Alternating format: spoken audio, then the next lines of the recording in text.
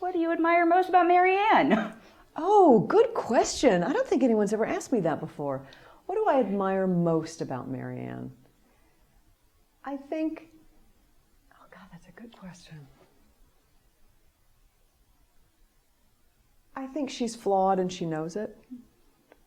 I think she's doing the best she can.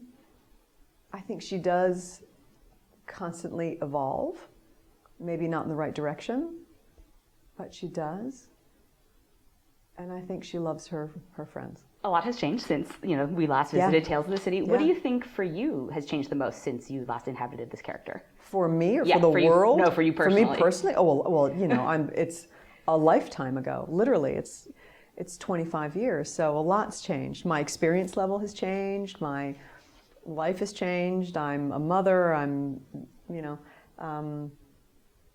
the world has changed. The context in which we all live has changed. Were you hesitant at all to step back into those shoes? No.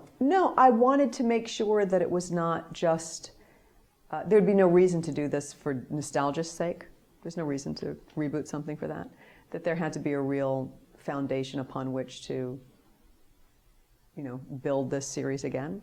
So it was pretty obvious to me that our culture, where we are right now, how LGBTQ rights and issues of gender equality and identity are, such a broader range of availabilities and of there's just so much more to look at and so much more that we can actually talk about that no one had the words to use before, that no one had the space in their brain to identify before. And now that there's a whole new area of growth in this area, there's a lot more to look at. Who makes up your own personal 28 Barbary Lane? Like, who's your chosen community? Oh, that's a really good question. Friends and family. It's a combination of the two. Certainly friends who I went to drama school and college with.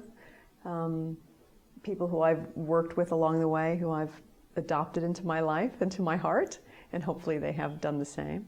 But it's those, it's chosen family. Certainly Armistead. Certainly Armistead. What is your best dateway pickup line? It's so bad. I have such a bad thought in mind. It has to do with cucumbers. I'll just leave it at that. All right. I'll just leave it there. I'll let your imagination run wild. Yeah. Good. Do you have a favorite as seen on TV item, such as a bloody? Yeah, the bloody, this sort of bloody sort of stuff is always good. I always thought they looked like weird monks, particularly the red ones. What's another really good one? There's usually some like popcorn machine or some George Foreman grill, or it's usually in the food category, one of those things that does something exotic to an egg or something like that. Or something along those lines. You could go back 25 years and give yourself a piece of advice. What would it be? Oh, don't worry. It's okay. It's all going to be okay. Generally speaking, what inspires you? Oh, talent, I think, and kindness. Now, the flip side, what frustrates you? Ignorance and arrogance. That was a fast answer. How do you relax? I like to read cookbooks. Not cook, just read the cookbook? That's true. More than the actual cooking. I like to, and this has just been very recent that I've started doing this for some reason, but I like to look at a cookbook and look at it from a different point of view, as not just a manual, but as like a real book. Do you have like a favorite style or food? Pastry. Okay. Pastry. At the moment, Brave Tart is like my favorite book going. All right. Yeah, I'm all about it. But have you ever, you don't translate into I do. big, oh, you do? Okay. I do. But you enjoy I it? like actually finding the book and really taking my time, like going through every recipe before I decide what to do. Yeah, I know, a little eccentric. No, I love it. There you go. How do you define personal success now, and how has that shifted from when you were younger?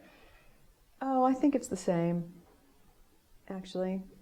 I think it's about, in many ways what the show is about, which is finding home. And whether or not that's in your personal life or at work, or, it's surrounding yourself with the right people.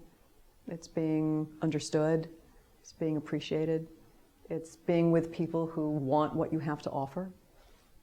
I think that's one of the big, real frustrations in life, is when people don't want what you have to offer.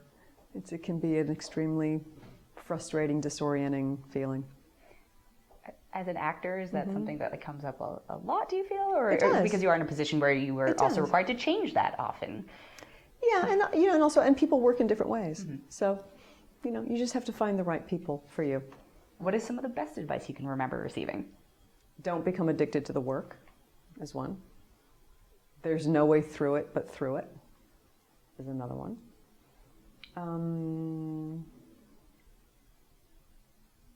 And then advice that I tend to give,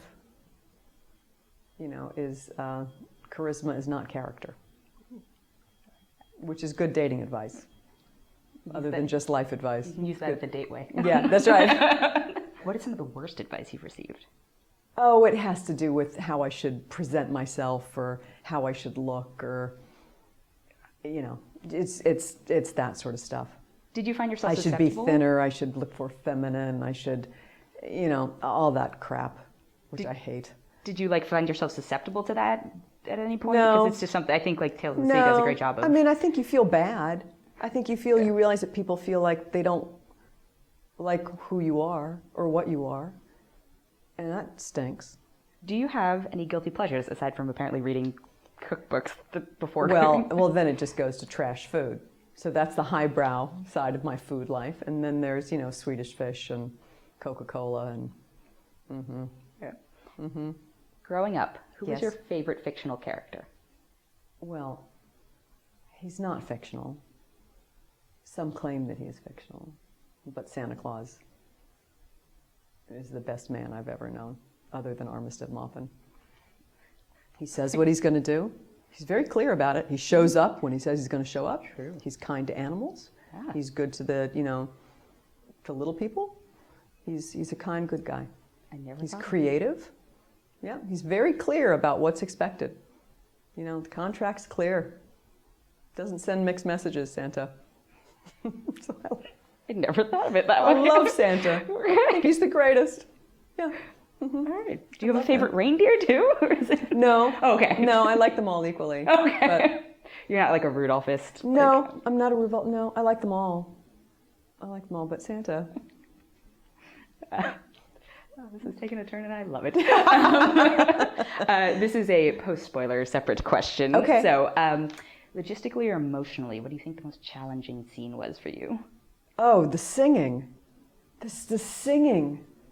Oh my God, the singing. I'm not a singer, and I just wanted to sink into the earth. Yeah, I'm not a singer. I don't pretend that I'm singing. I'm not a singer. And that was just humiliating. So yeah, that. What is one thing you wish you had more time for? Oh, I have a long list.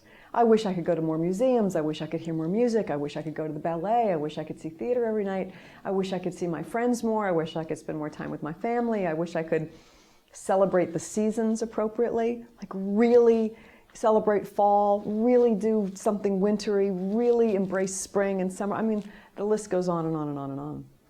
One thing. No. I've lost it. I'm fired. Okay, so the amazing Olympia Dukakis. The amazing Olympia 80s Dukakis. and 87, still rocking it. almost Yeah. 90. Yeah. What do you hope to be doing in your 80s? Oh, what she's doing, she's an exceptional role model and great example. There's a documentary about her, which if anybody is interested in Olympia, they should watch, because there's no one like Olympia. Her spirit, her grit, her fierce intelligence, her commitment to what is right, her, constant challenge of the art and the art form and the people who she loves and works with. I mean, she's just great. Would we see Mary Ann Singleton at 90 on the show ever? I would be. Who knows? I never thought I'd be sitting here at this age, so, maybe. How about it? Yeah. I'll be at the Flamingo Arms. Assuming it's As still a here stay-up. at that Yeah, that's right. point. That's It's right. been torn down Yeah. forever. Well, anyway, thank you so much. It's my Congrats pleasure. It was on the really show nice again. talking to you. Yeah, Thank you.